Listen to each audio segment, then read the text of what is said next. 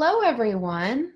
I'm Alyssa, and I'd like to welcome you to our virtual worship service of Buckman Bridge Unitarian Universalist Church, or as we fondly abbreviate it, BBUUC. This is a special time for our church as we are celebrating 30 years of spiritual community. A very happy birthday to our beloved BBUUC. Unitarian Universalism is a faith denomination that is guided by 7 principles. To find out more about Unitarian Universalism or our church, please visit our website, bbuuc.org, or you can check out the UUA website at uua.org. I am grateful that you have chosen to connect with us today. We are posting from our YouTube channel, one of the many ways we are staying connected during this time of social distancing. We will continue to offer virtual worship programming until we can resume services in our church sanctuary. In addition to worship, we are continuing other opportunities to connect through our Zoom platform, including classes, small group ministries, children's chapel, parent groups, and coffee conversations. Keep an eye on the church website, calendar, Facebook page, and your email for more information on the various ways we can be connected with one another. Our opening words today come from the Unitarian minister, Sophia Lyon-Faz. Life becomes religious whenever we make it so. When some new light is seen, when some deeper appreciation is felt, when some larger outlook is gained, when some nobler purpose is formed, when some task is well done. Today, as we honor and celebrate our church's 30th anniversary, we are going to explore the intangible gift of spirit, which we give and receive as members of a faith community when we worship together, celebrate together, and support and comfort one another. At its best, a UU faith community nourishes all members with affirmations of their spirit and acceptance of their unique spiritual paths. We each have our own spirit. When we bring our own personal spirit into our faith community, we are sharing a gift. Our chalice words today come from David Breeden. Our light is the light of the sun, keeper of all we love.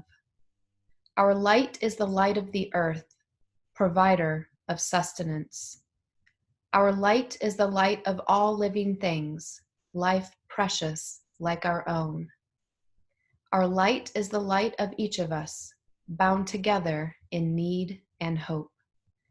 Our light is the light of the cosmos, keeper of all we know.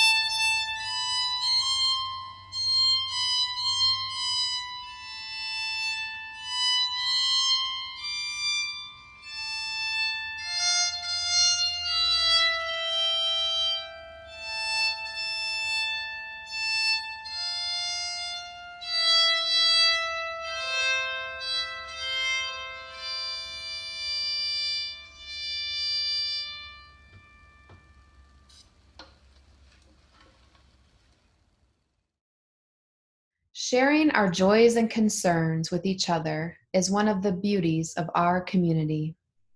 We show love by sharing each other's burdens. It doesn't change the situation, but it makes our burden a bit lighter. Shared joy is increased joy. We light a virtual candle of concern and send our condolences to Marie L., whose mother passed away last week at the age of 101. We light a candle of sorrow as we mourn the death of M.J. Williams, whose loving nature added so much during her time as a BBUUC member. We send good wishes to Donna Z's family. Her son-in-law, Brian, received a liver transplant this week. We wish him a successful recovery and good health. Our concerns go out to Anne Marie S.'s sister, who has been diagnosed with lung cancer. Candles of joy and congratulations to our graduating seniors, class of 2020, Abby C., Olivia M., and Ella R. We wish you the very best and are so proud of your achievements. A candle of joy. What a blessing to see gardens blooming, pleasant weather, and the environment enjoying a bit of reprieve. A candle of sorrow as we commemorate Jerry Stiller, one of many recent losses in the entertainment industry. He had a long and fruitful life, and we celebrate his leaving us with Festivus for the rest of us. We wish a happy birthday to Lucy W., who celebrated her special day last week on the 12th. And another happy birthday to our board president, Chris K., who will be celebrating her birthday on Saturday the 23rd. This last virtual candle we light for all of the joys and concerns that remain in our heart, but not yet spoken. Please send more of encouragement to all. Use Breeze or contact Cindy J. for ways to reach out. We have a special guided meditation today by Jacqueline A. Collins to honor our church anniversary. Let us be together in silence. Let our hearts listen. Let this house be quiet. For a moment, stretch back in memory to the first time you joined a meeting of our church. It may have been in our building or in a rented space or a home. What was happening then? Were you comfortable, anxious, pleased, hesitant?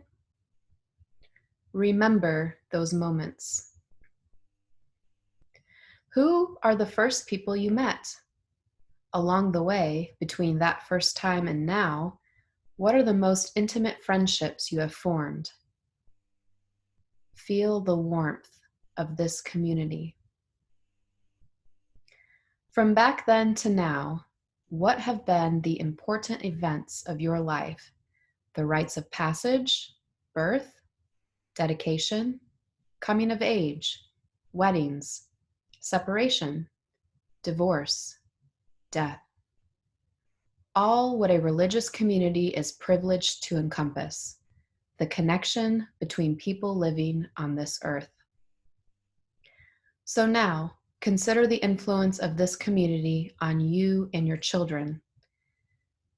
We have come to this hour to expand our hopes, deepen our vision, and stretch forth our hand, knowing not what we shall touch, but wanting to link our lives with other lives.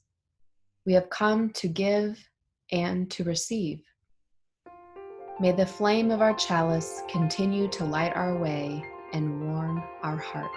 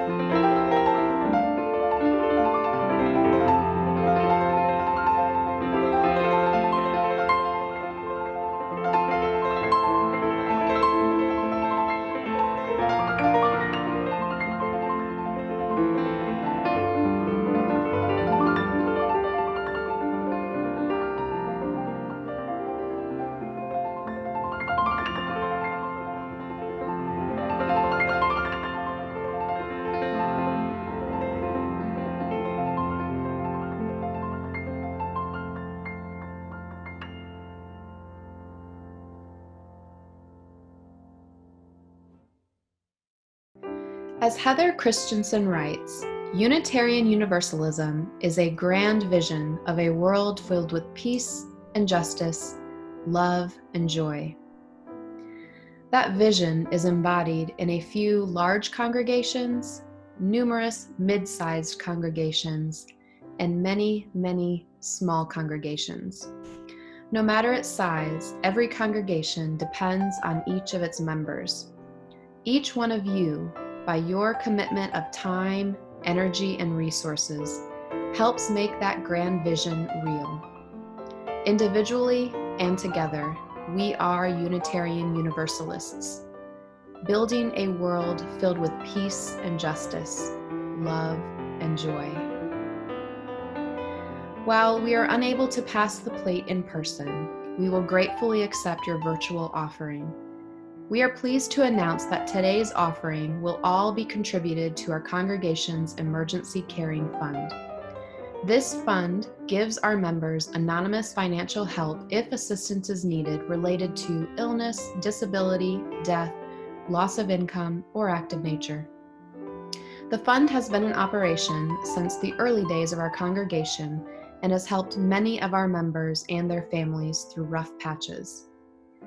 This fund is maintained only through your generous donations and not from pledge money.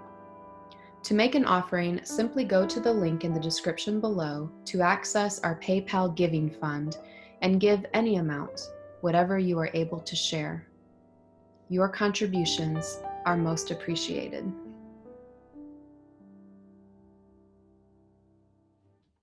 Our message today comes from our Unitarian Universalist storybook, A Lamp in Every Corner by Janeen Grohsmeyer, a collection of 21 stories that bring UU history to life for readers young and old. Today we will share the story from the book title, A Lamp in Every Corner, a true story from our Unitarian cousins in Transylvania, which illustrates our sixth principle: we should build a fair and peaceful world. It's also perfect for our 30th anniversary celebration because it illustrates that the light of the church comes from its people. Our beloved BBUUC member, David Dean, will be reading this story.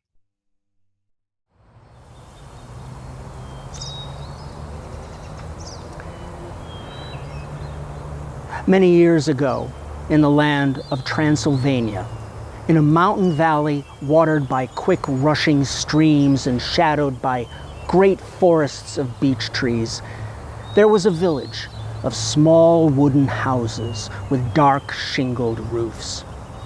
The people in this village were of the Unitarian religion, and they wanted a church of their own. A church set on a hillside, they decided, looking down upon the village as a mother looks down upon her sleeping child. So all the people of the village labored long and hard to build themselves a church. The stonemasons hammered sharp chisels to cut great blocks of gray stone and then set the stones into stout and sturdy walls. The glaziers made tiny glass panes and fitted them neatly into the windows with leaded lines. The foresters sawed tall beech trees into enormous beams and laid the trusses for the ceiling, then covered the roof with close-fitting wooden shingles that wouldn't leak a drop of rain. The carpenters carved wood for the pair of wide opening doors, setting them on strong pegs so the doors hung straight and square. A bell was brought from a faraway city, then hoisted by ropes with a heave and a hoe to the top of the tower. The weavers wove fine cloths for the altar table, cloths embroidered with flowers and edged with lace. The smiths hammered black iron into tall lampstands and hammered thin bronze into shining oil lamps. Finally, when the building of the church was done, the painting of the church could begin. The painters mixed bright colors, royal red and shimmering gold and brilliant blue, and everyone in the village, young and old, women and men, boys and girls, came to decorate their church. They painted flowers, they painted trees, they painted designs around the windows and different designs around the doors. And at the end of the day, when it was finished, when their church was finally done, all the people of the village stood back to admire it and then to sing a song of happiness and praise. Their village had a church now, a church set on the hillside looking down upon the village as a mother looks down upon her sleeping child. "We will eat now," announced an elder of the village, because everyone was hungry after their long day's work. "And later tonight, we will come back to pray."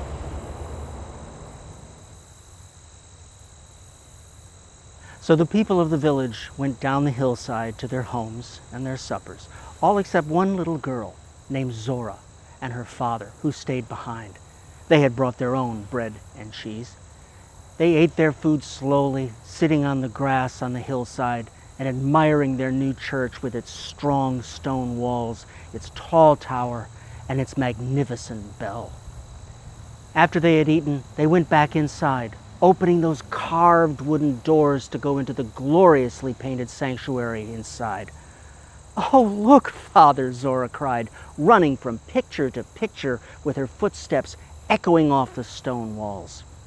"See how pretty the church is." She stepped in the center of the church and twirled slowly around. "See how grand." "Yes, it is," said her father, nodding with pride. "Yes, it is." "But Father," she said suddenly, "we've not finished." "What do you mean?" "Well, there are tall iron lampstands all along the walls, but there are no lamps. The church will be dark when the people come back." "Oh, no, little one," said her father. "The light of the church comes from its people. You shall see." He rang the bell to call the people to worship, then took his daughter by the hand and led her back outside. They waited on the grassy hillside next to their beautiful church of strong gray stone. The sun had set behind the mountains and night was coming soon. Yet, in the growing darkness, tiny points of light came from many directions and moved steadily up the hill. "Each family is entrusted with a lamp, little one," her father explained. "Each family lights its own way here." "Well, where is our family's lamp?" "Your mother is carrying it. She will be here soon." The many lights moved closer together, gathering into one moving stream, all headed the same way, growing larger and brighter all the time. Zora's mother arrived, bearing a burning oil lamp in her hands. The father lifted Zora up so she could set her family's light high in its tall iron stand. All around the church, other families were doing the same. Soon the church was ablaze with light in every corner, for all the people of the village had gathered to pray and to sing. All through the worship service, Zora watched the lights flicker and glow. She watched her family's lamp most of all. When the service was over, her father lifted her high. She took the shining bronze lamp from the lampstand. Its curved sides were warm and smooth in her hands. Her mother carried the lamp home with the flame lighting the way. The lamp flame lit their house when they arrived home. Zora washed her face and got ready for bed by the light of that flame. "Mother," Zora began as she climbed into bed and lay down. "Yes, little one?" her mother asked, tucking the red wool blanket around Zora's shoulders. "Father said the light of the church comes from its people." "Yes, but also the people take that light away from the church." Over on the table by the fireplace, the shiny bronze lamp was still burning. "And we have that light every day." "Yes, indeed," said her mother. "And even when we are not at church, even when the lamp is not lit, we carry the light of truth in our minds and the flame of love in our hearts to show us the right way to be. That light, the light from truth and love, will never go out. Never, asked Zora. Never, said her mother. And this bronze lamp will last for many, many years. When you are grown, we will give the bronze lamp to you. And when your children are grown, you will give the lamp to them. And all of you will carry it back and forth from the church every time. But there's only one lamp, Zora said. So, make another and let the light grow. And someday, tell your children to make more lamps, too. And now good night, her mother said, and kissed Zora once on this cheek and once on that cheek and once on the forehead. Zora closed her eyes and drifted into dreams, while her mother looked down upon her sleeping child. The years passed. Zora grew. The bronze lamp came into her care. She kept it polished and clean, and when the bell rang out across the valley to call the people to worship, she carried the lamp back and forth to the church on the hillside, the flame always lighting her way. When the time came, she made more lamps and gave them to her children, who made more lamps and gave them to their children. And so it went all through the years, even until today. And always, the light of truth and the flame of love from that Unitarian church on the hillside continued to grow and show them and us the way.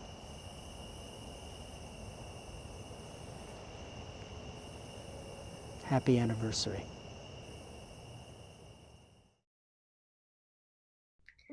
We're going to extinguish the chalice today with these closing words, which come from Amy Zucker Morgenstern.